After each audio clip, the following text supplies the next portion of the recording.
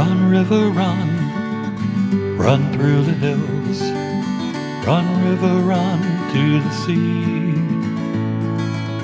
Run, river, run to your place beneath the sun.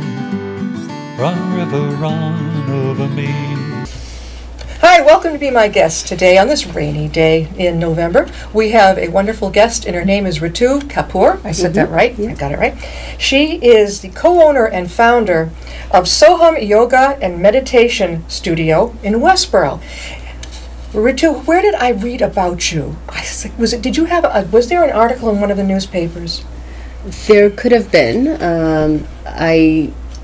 I did write a couple of articles in Spirit of Change magazine as well. And when we opened 4 years ago, Westboro local paper had published about my husband and I, because we opened the studio together as co-owners. AJ, her husband. AJ, yep. AJ, he couldn't be here, but hello, AJ. So, what got you into, well, first of all, what is Soham Yoga? This is a studio where we offer yoga and meditation classes. But I became a yoga teacher about 10 years ago. So, yoga has become very popular. Everybody knows about yoga, which is wonderful. It is a very ancient practice, originates from India. And apart from the physical poses that we understand in yoga, it goes a lot deeper into meditative practices as well. And the whole depth of it is what I think attracted me towards it. Oh, it's relaxing. Or kind of pulled me in. Yeah, definitely. Did you know as a young girl when you were in high school and college that you would go into this? No. I never thought I would teach yoga. You never did? No, I mean, I was exposed to yoga a little bit as a child growing up in North India. Yeah. But yoga was something that was often done by, sadhus and ascetics, people in India. And it wasn't mainstream back then. I think when Western philosophy adapted it, they get the credit for making it more mainstream, which is wonderful.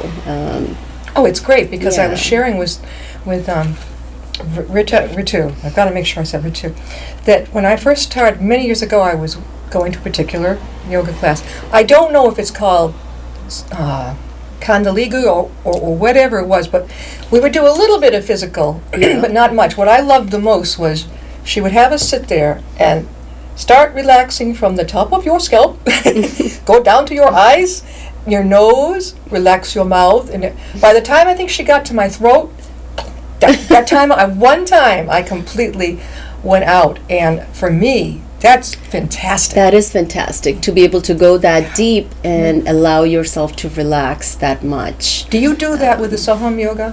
We offer gentle classes. So I was trained as an occupational therapist. I came to U.S. when I was 21, and it was my OT background that brought me here for work. So up until last month, I was working full-time as a rehab director, as an occupational therapist in a skilled nursing facility. So I have worked with patients of different ages and backgrounds for over 20 years. So that's why I never thought I had this wonderful career that I loved. So I never thought I would teach yoga, but it kind of happened. It was more like a journey or evolution, you can say. Were you able to, when you were working in the the rehab, were you able to use some of your skills and help people? Absolutely. What did they think of it? Did they like it? So a lot of times I wouldn't tell them that they're doing yoga because I modified some stretches, but I always focused on breathing. Breathing is the integral part of yoga. What is it? You breathe in 7, hold it, and then, or you go like this, one nostril and then the other? So that's a form of breathing called pranayam, where there are different types of pranayam.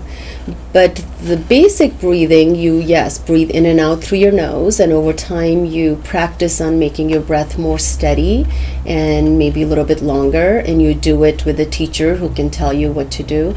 So I often did breath work with my patients who may not have been able to come out of wheelchair. So you can't do like a down dog or put them on the mat when you're working with some 80-year-old person who is not very well. But everybody can breathe, right? Yeah. So We better be able to. so that's what my motto is too. If you can breathe, you can do yoga. Yeah. So I often brought those practices. Sometimes if my patients could do stretches, we did stretches in the chair, and at the end they would say, "Wow, that was great. What was that?" And I was like, "That was yoga." So that's how. And then you decided. Did you try out doing the your classes before you left your regular job? I did both for some time. Last 4 years, I've been working full time and teaching yoga at the studio.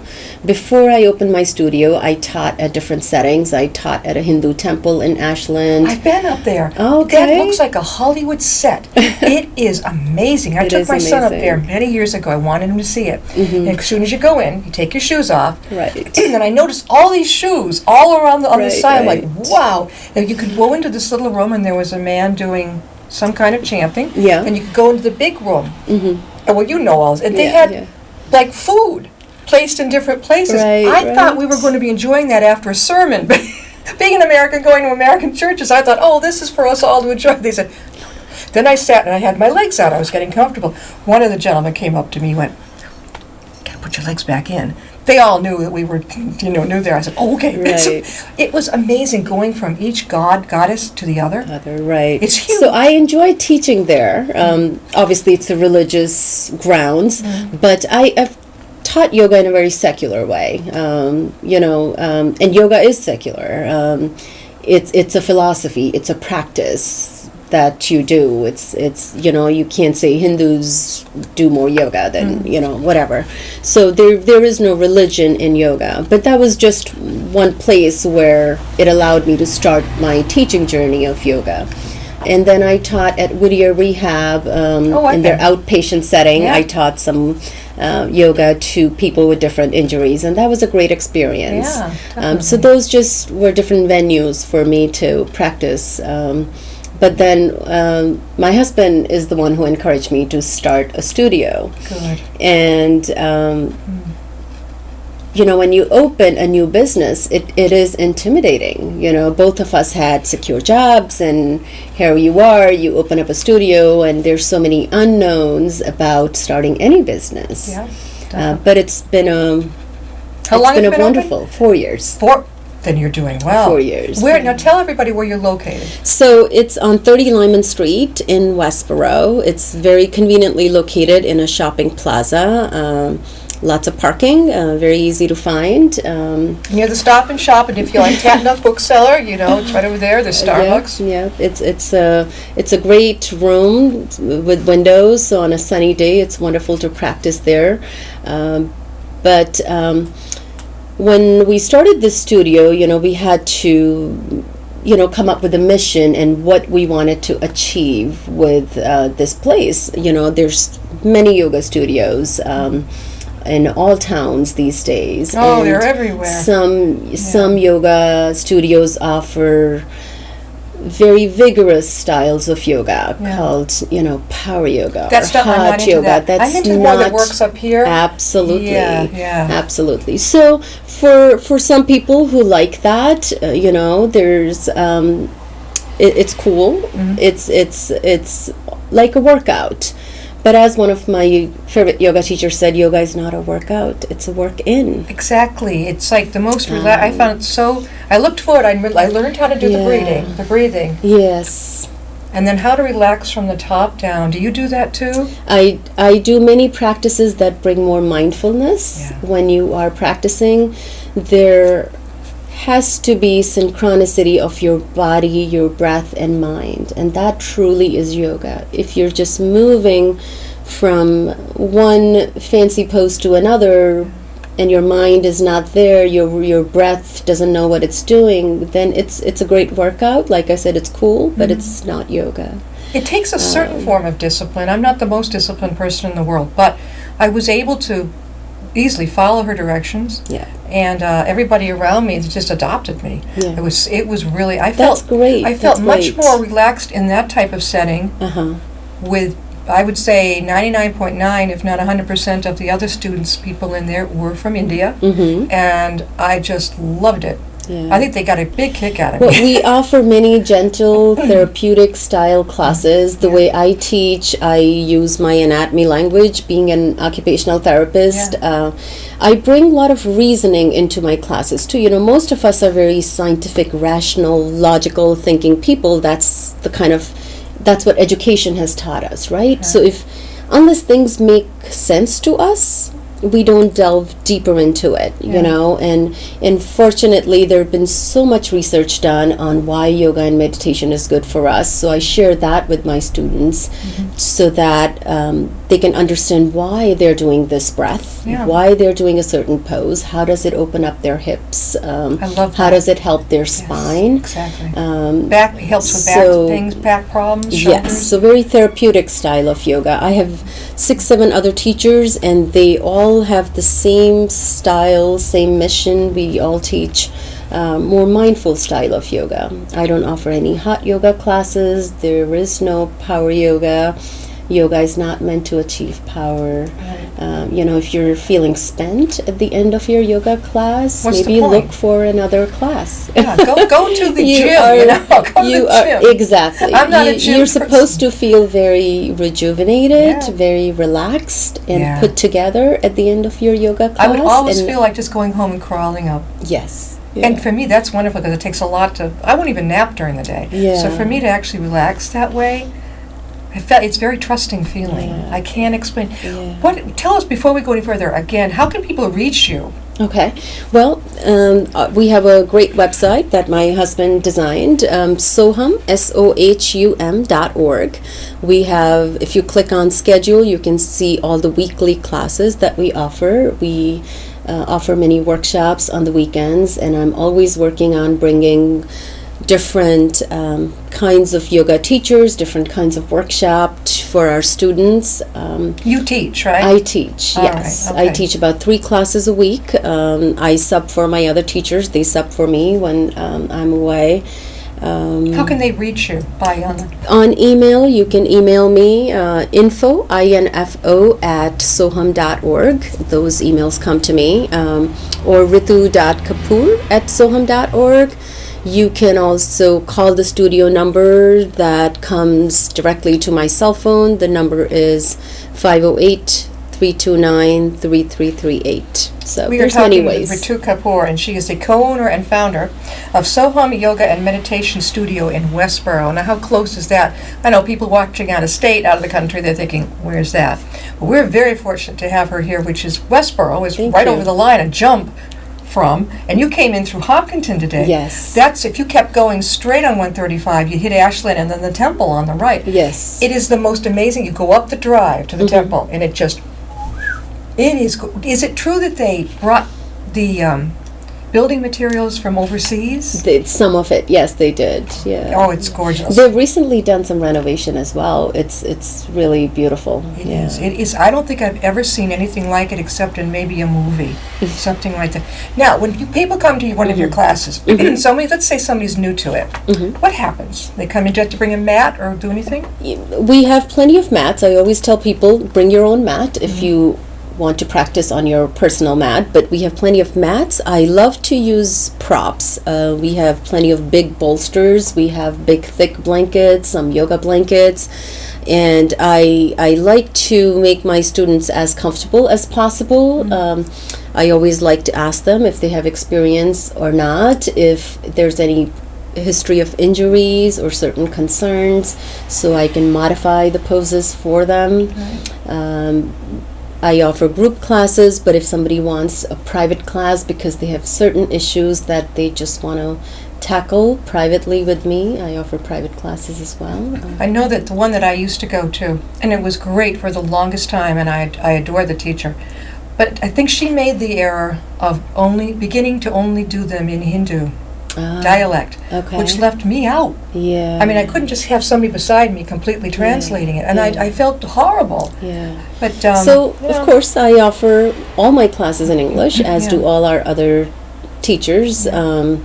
That I think that goes without saying. it should be. Yeah, It should be. Who are you trying to attract? Just one Exactly. language, or just how about everybody? Everybody, of course. And we have some Indian students. We have many non-Indian students. How many in each class? It varies all the time. I could have 2 students in one class. I could have 11 in the other. So it's very hard to tell because the weekly classes have open format. You can come as a drop-in. It's only $16 for a drop-in class. You can pay as little as $12 when you're a new client. So it's very affordable. If you buy a pack of 5 or 10, it becomes a little bit cheaper. So we well, do you our can't best. beat that. Yes. Now, yeah. what days and times are the classes? Every day. Every single day? Every single Sunday day. too? Sunday as well. I teach Sunday morning classes. I've been What all time these Sunday years, morning? 9 to 10. Oh, well, okay. What about evening classes? But do you teach any of those? I teach a Thursday evening class. We have other teachers who teach on different weekdays. One of our wonderful classes is yoga offered in ASL, American Sign Language. I'm very proud, I can say, that I found this wonderful teacher, Sarah Dugas, who is from deaf community, and she offers this class in ASL. It's been very popular, very well received by deaf community. That is amazing, and it's obvious. Is sign language in any is it just as much in Hindu as it is in It's English, yeah, it's and English. people understand what you're talking about. Yeah, it's the whole deaf community out there. I've never heard of a yoga. This is fantastic. A yoga teacher incorporating sign language for people who. My gosh, that is fantastic. Yes. So you teach on Thursday nights. Yeah. What time is your class? Thursday night is 7 to 8 p.m. I make it late enough so people who are working. Yeah. We have been adding new classes as people tell me, this 4 to 5 time, you don't have any, like, for teachers who may want to come attend a class at 4 p.m. right after school and then go home. Yeah. We have a Wednesday afternoon class for them. So when I find out, if some of my students tell me, you don't have an early evening class, I try to work towards adding that. Yeah. So it depends on sort of demand and supply kind of thing. Exactly. Those people like myself are busy during the day. Yeah. And then have dinner. Yeah. And then would be there at 7, did you say? 7 to 8. p.m. Yeah, 7 to 7 8. to 8. That's perfect. Yeah. That's perfect. Do you ever do chanting? I remember I learned some Indian chants just by hearing it over and over. Occasionally. I have one teacher who teaches meditation, and she loves to chant. So chanting is sort of bhakti yoga, more faith yoga. I do practice a chant of Om at the end of each class, but I offer my students, I said, either listen in or join me. I also tell people they can also say the word home, which has the same sounds as Om. It does. So, but that's the extent of my chanting in my classes. Like I said, I want students to feel very comfortable so that no matter what faith they're from, I don't want them to be intimidated with either too much chanting that they don't understand in a different language. That was the part that I have a good ear for picking up a song in a different language. However, watching, she has a guru that she favors, and she'd show us the movies, and I loved his philosophy, but I couldn't understand. She didn't have enough in English. Yeah. So I'm like, God, why? Well, join me sometime. It would be a pleasure. Did you know, well, first of all, we're talking with Ritu Kapur, and she is the co-founder and owner of the Soham Yoga and Meditation School in Westboro, and you and your husband, AJ, founded this 4 years ago. Right. You came over to the States how many years ago? It's been over 20 years. I came in 93. What brought you here? My occupational therapy. So I finished my college as an OT in India. I worked in India for a year with children with autism and muscular dystrophy. There was this spastic society of Northern India that I worked for. And then I interviewed actually on phone with one of the companies here in America, and they hired me. Here in Massachusetts? I started in Raleigh, North Carolina. Wow. And then I was in Missouri for a year. You traveled. I traveled, but that company was wonderful. They gave me the support I needed as a immigrant, as a foreigner, to understand the culture, the healthcare where I was working, and so much. And finally, when I was ready to apply to BU, I did my master's at Boston University. That's when I moved to Massachusetts, and I haven't left because I love it here. That had to have been culture shock, because Boston, with everything, boom, boom, boom, boom. I loved it. Yeah. I still, when I go to Boston City, I love it. In summer, I bring my kids there. How old are your kids? I have 2 boys, 12 and 16. Ooh. Yeah. Yeah, you got 2. Yeah, I've got a son also. He's 25, going on 16. But, so they were born here in America. They were, yeah. Now, So- do you go back often to visit the family? I go about every couple of years. But, now I have lived more years in America than I lived in India. I was only 21 when I moved. Yeah. So I equally love both countries. They're my own countries, both. Yeah, definitely. It's like having 2 kids and picking one or the other. You can't. No. There's a wonderful movie out. I haven't seen it yet. I'll probably get it on DVD. Victoria and Kabul? Is I it? saw that movie recently. Is it as good Victoria as and Abdul. Abdul, I Yeah. can't wait to see that. Yeah, That really it's a looked good good movie. because he became so much of a friend to her. Right. Was it true? That's what they're saying. They found his journal and from readings. So it had to have been it's true? based on a true story. Yeah. So now, all right, so in your building, are you on the second floor or first, or where are you? We are on the ground floor, so even if you're in a wheelchair, you can enter. You can come in that way. You can come in. Yeah. Okay, well, that's good to know. And don't forget to take your shoes off. We do have a waiting room where we take the shoes off because yoga is a practice where you're on the ground on the mat. So we don't want to bring the dirt in the room. We try to keep it very clean. I remember afterwards, when I used to go many years ago, she would pass around almonds for people to eat afterwards, something like that. What I loved is when some of the Indian gals would bring in cookies, I'm like, and one of them caught on to me that I'm like, give it to me. It was so good. I don't know what was in it. Well, I was in heaven. Indian food is great. Oh, you make your tea very different than we do. We do. You boil your milk. Yes. I don't anymore, Yeah. but that masala chai when people make, they boil their milk. They yes. boil the milk. Yes, Sometimes I'll look at it and I'll think, I think I said to her, "You're doing it backwards." She goes, "No, that's how we do it." I said, "Oh, because you boil the water and you stick everything in after." Right. I think you guys, maybe you got it knocked better than we do. I always put ginger in the water that I boil for my tea.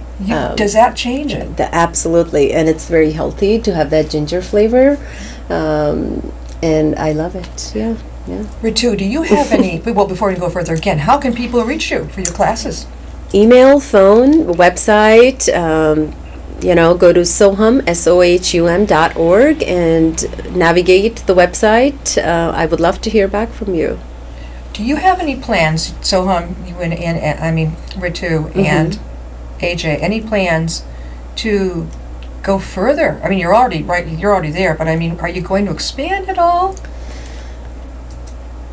I don't know, to be honest with you. Take it one day at a time. Exactly. 5 years ago, I didn't know I would have a studio. Yeah. So what would happen in 5 years from now? You don't know. I don't know. You really don't. Sometimes you have to let the life take its course and open yourself to the possibilities, and things just happen. You didn't think you were going to have this. Right. You lucked in and you found the studio? That is amazing. Yeah. Do your children enjoy yoga? They have in the past when they were young. I taught them yoga and meditation. Now they're at that teenage age where it's hard to pull them into anything. Yeah. Are they very much into their little handheld? Of course. My God. But my 16-year-old, it's amazing how he's sort of turning around.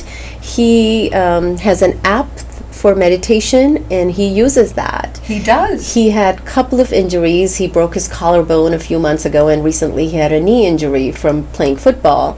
And he told me, "Mom, I do meditation, and I visualize that I'm healing." I was like, wow, that's amazing. And he's 16. He's 16. Thinking of my son, anything to calm him down. I mean, he's a dynamo. Boom, boom, boom, boom, boom, dynamite. And I'm thinking, what do you do with somebody, and you know, and a regular adult comes in and they have maybe adult ADD, or they're just hyper. Does it take them longer to calm down and trust the system?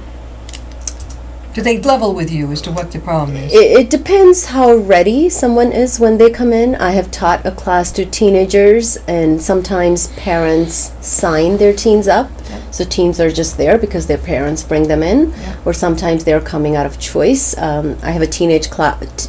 I have a senior girl who's coming to my adult classes lately, and it's wonderful to see young faces in front of you when you're teaching yoga. Yes. So it varies with everyone. You know, we are all in a different stage of life, even when you're adult and where you are in your life. Sure. Some people take that knowledge or that information very quickly and process it in a different way than others.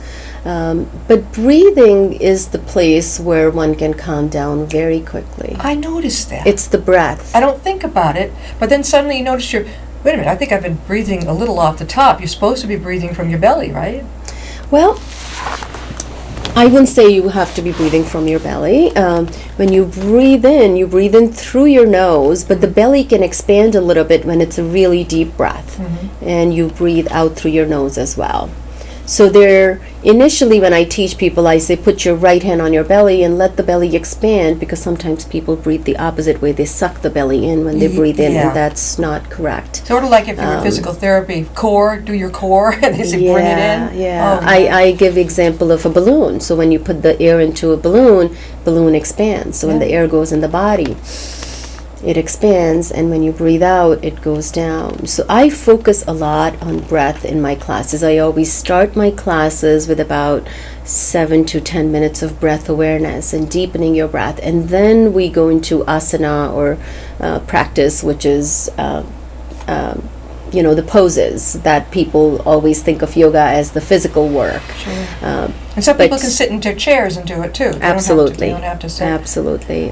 This is interesting. I remember when I first went into my first yoga class, I'd never been through it before, so I kind of would sneak peeks to see around me, like, what's everyone else doing? And then I noticed that my teacher was watching me off and on. She was keeping track of, not being nosy, she just wanted to make sure I was getting it. Because, obviously this was all new to me. But as I kept coming back, I noticed how accepting it is of anybody who comes through that door. Well, I tell it's a human nature to watch what others are doing and how would they react to me, kind of thing. But I always encourage my students to turn in. That's also one of the goals of yoga. Bring your attention inwards. It doesn't matter what your neighbor, the person next to you, can or cannot do. It doesn't matter what yoga pants they're wearing, but it's all about bringing attention inwards. A lot of time I ask people to close their eyes so they can really bring attention inwards, and that's what yoga has taught me too. Taking attention away from the outside And sensory keeping it stimuli and bring it in at as many times as possible during the day. Oh, I noticed a lot of the girls were wearing very beautiful saris, and I couldn't help but notice it. I mean, they're most gorgeous prints, and I'm like, oh, they look so comfortable. And I could never do yoga in a sari. Oh, but they looked, well, these were, I would say, older ladies. I don't like the word older, but more mature, probably past, I'd have to say some of them 80. Wow. They were some, and I don't know if they spoke English. Some of them may have not been in America very long. The family brought them in, but they were delightful. They would understand. If the others were laughing, getting a kick out of something that I was like, what? They would start laughing too. I guess I don't know what, but I enjoyed it so much. That's great So- that you had a positive Oh, experience I with did. yoga. I hated to have to um, leave. That's why, when I read about you, I thought, this is great. So AJ, her husband, and Ritu, right here, Kapur, founded the Soham Yoga and Meditation Studio in Westboro. And they're on Lyman Street. What number again? 30 Lyman Street. 30 Lyman and Street. the suite number 108B. 108B. I'm going to write that down. Okay, 108B. Now, the day that I was interested is Thursday nights at 7. Yes. Every Thursday night. And no particular wardrobe included. You can just come. You can come in your sweats. Yeah. Pajamas? Yeah, absolutely. Why not? You can come then. This is great. Thank you so much for Thank you, Jen, for this opportunity to You're talk to your welcome. viewers. I appreciate it very much. We'll see you next time. I'll be my guest. Thank you.